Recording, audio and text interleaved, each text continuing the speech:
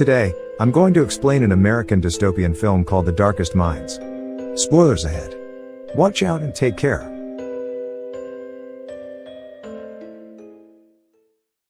In the year 2043 in the United States, children and teenagers start to die because of a terrible disease that only afflicts children. This disease is contagious and spreads very quickly. However, this disease is only lethal to children but not to adults. As a result of this virus, 98% of children and teens die, and only 2% of children survive the disease, and the children who survive become abnormal. The disease triggers a special ability in these children which makes them dangerous.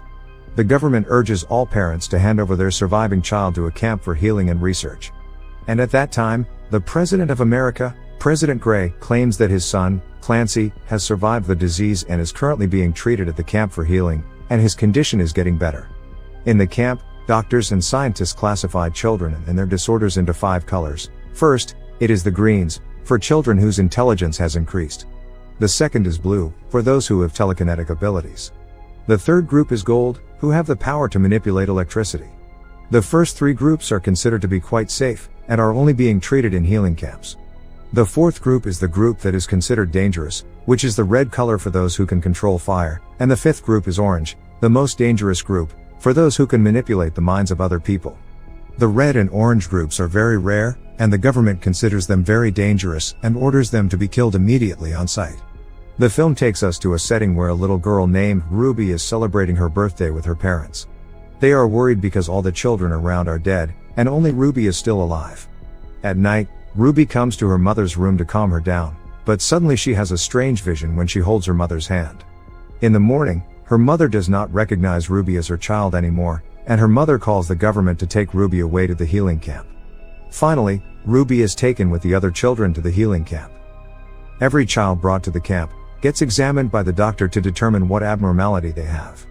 Ruby is taken to the examination where she is identified as being orange, the most dangerous group that can control other people's minds. Therefore, the doctor immediately wants to inject Ruby with lethal injection. But Ruby is able to control his mind and convince him that she is green, the ones whose intelligence has improved rapidly and is not considered dangerous. On the camp, there are 3 groups, green, blue, and gold, but there are no red nor orange, because they are all killed immediately on sight. Ruby then lives her life in the camp as a green. 6 years have passed. Ruby, who is working in the camp, is scolded by the camp captain for making a mistake. The captain feels that Ruby is more stupid than the other people there, and grows suspicious.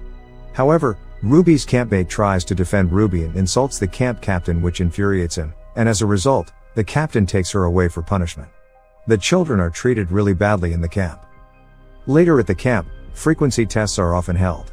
In short, this frequency test is a test that uses a very loud sound whose frequency can only be heard by the children. During this frequency test, Ruby faints, and she is taken to a doctor called Dr. Kate for further examination. From the examination, the officer finds out that Ruby is an orange. Dr. Kate secretly writes a note to Ruby that they have found out Ruby is an orange and will kill her immediately. And Dr. Kate tells Ruby to meet her in the boiler room. In a panic, Ruby then directly goes to the boiler room, and in there, Dr. Kate is waiting for her. By that time, the alarm has been sounded for an intrusion, and all officers are ordered to look for Ruby.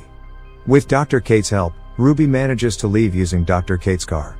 But at the checkpoint, Ruby is almost caught, but Ruby uses her power to control the officer's mind to let them escape. Finally, after 6 years, Ruby manages to get out of the camp. In the car, Kate gives Ruby a panic button that can be activated as a tracker if she is in danger. Kate explains that she is part of the Children's League, whose mission is to save children from the camp and fight the government. Kate takes her to a gas station to meet her boyfriend, Rob, who is also on a child rescue mission. But when Ruby almost falls and holds Rob's hand, she has a vision of Rob, who seems to like abusing children. Ruby becomes suspicious of their motives. When Ruby changes her clothes at a shop, she suddenly sees a small girl who can manipulate electricity. The girl runs away when she sees Ruby, and Ruby chases after her. The girl then gets into a van, and Ruby follows her to hide from Dr. Kate. The little girl is called Sue, and she is a mute and always wears gloves due to her ability. Sue is accompanied by 2 friends called Liam and Charles. Liam is a blue with telekinesis ability, while the intelligent Charles is a green. They agree to go with Ruby and help her escape from Kate. On the way, there is a woman who tries to chase them. Her name is Lady Jane.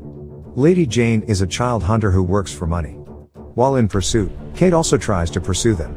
However, Liam uses his telekinesis power to harass them by scattering the leaves, cracking the road, and even knocking down the trees. As a result, they manage to escape. They also begin to get to know each other better, but Ruby does not reveal her identity as Orange and lies that she is a Green. Liam explains that they are on their way down the East River to a group of children led by a mysterious person nicknamed the Slip Kid. They don't know the identity of the Slip Kid, but it looks like he's an orange who can control people's minds. He also explains that the Children's League led by Dr. Kate is not a good place to stay. He used to be in the Children's League, where they train children to use their abilities to fight against the government. Liam didn't like the idea of becoming a soldier, and so he eventually left the League. Meanwhile, Ruby and the others spend the night at an inn. Ruby remembers the time with her parents. It is revealed that she couldn't really control her ability, and because of that, she accidentally erased her parents' memories of her when she was a kid. While sleeping, Ruby accidentally touches Sue's hand and then gets a memory that Sue used to be in a government camp, but eventually, she and hundreds of other children rebelled and fled, and the rebellion was led by Liam. Because of the trauma during her life at the camp, Sue became mute. In the morning, they go to a long-abandoned mall to shop and pick up some supplies. They really enjoy their moment together, since they never have a normal childhood. But suddenly, their bodies are lifted and controlled by a group of people. Luckily, Sue uses her electric power to stop it. It turns out that they are also a group of children who have telekinesis abilities. At night, they talk about the Children's Association in the East River and its very secret nature. They know where East River is, but they can't tell Ruby and her friends the exact location because it's a secret they cannot tell. However, Ruby uses her telepathy secretly to make one of them unconsciously gives a clue about the location, which is the letter EDO. Later that night, the genius Charles tries to figure out what EDO is, but he finds nothing. However, after speaking with Ruby about her father being a cop, Charles starts to realize that EDO might be a radio frequency. He concludes that E represents 5, D represents 4, and O represents 0. And he uses the number 540 for the radio frequency. Finally, they receive a message from the frequency and finds that the location is at Lake Prince, Virginia. The next day, on the road, they are ambushed by Lady Jane, the child hunter, and she uses the sound frequency of her rifle to incapacitate the children. Luckily, Ruby uses her power to control Lady Jane's mind, and gives Jane a deserving punishment. Liam and the others are shocked that all this time Ruby is orange. It turns out that Ruby has lied to them all this time because she isn't proud of her abilities. Sometime later, Ruby confides with Liam about her past. And they start to fall in love with each other. Finally, they continue their journey and arrive at Lake Prince, Virginia. There, they meet other children like themselves. They are so amazed because they haven't seen that many children in a very long time. They also meet the Slip Kid, and it turns out that all this time, he is the son of the president, Clancy Gray. Clancy is an orange, just like Ruby. At night, they have a party. Liam and Ruby dance together romantically. In the morning, they are all given an assignment, and Ruby is assigned to help Clancy. Clancy tells Ruby that he is one of the first people to survive the terrible disease, and the government used him to experiment to create a cure. But the doctor failed. And his father, the president, lied to the public that they had found the cure. Clancy eventually escaped and formed a children's association where all the children can live safely. Clancy then teaches Ruby how to control her power and control other people's minds without touching their hands, and Ruby finally succeeds. In return, Ruby teaches him how to erase people's memories. However, during this process, Clancy controls her mind and tries to kiss her. Ruby is distraught, and she hits him and leaves. Ruby and her friends finally decide to leave the place. But while on the run, they are ambushed by troops from the camp. Liam tries to fight back, but suddenly he becomes unconscious. It turns out that Clancy has made him unconscious. It is revealed that all this time, Clancy has been the mastermind behind it all. Clancy has contacted the camp captain to arrest all the children. Clancy has been manipulating his father, the president, and taking control of the government using his power. His main goal is to create his army of children with superpowers so that he would never get abused by anyone. Ruby then uses her power to make the camp captain commit suicide, and Sue controls the electricity to create a trick to escape. Suddenly armed forces arrive with helicopters to arrest all the children. The troops brought the children in the red group who can control fire. It turns out that they are secretly weaponized by the government, and they set the camp on fire. The battle finally ensues. The Red Army tries to burn Liam and his friends, but Liam uses his power to retaliate. But suddenly, Clancy comes in the middle of the battle and manipulates the minds of all the children there. Liam and the others are forced to leave the location and leave Ruby there, because only Ruby has the power to face Clancy. Ruby uses her ability to create her army. However, Clancy shows his brutal nature, and controls their mind to kill themselves by shooting each other. Clancy then tries to use his new memory erasing powers to turn Ruby to his side, and forget her friends.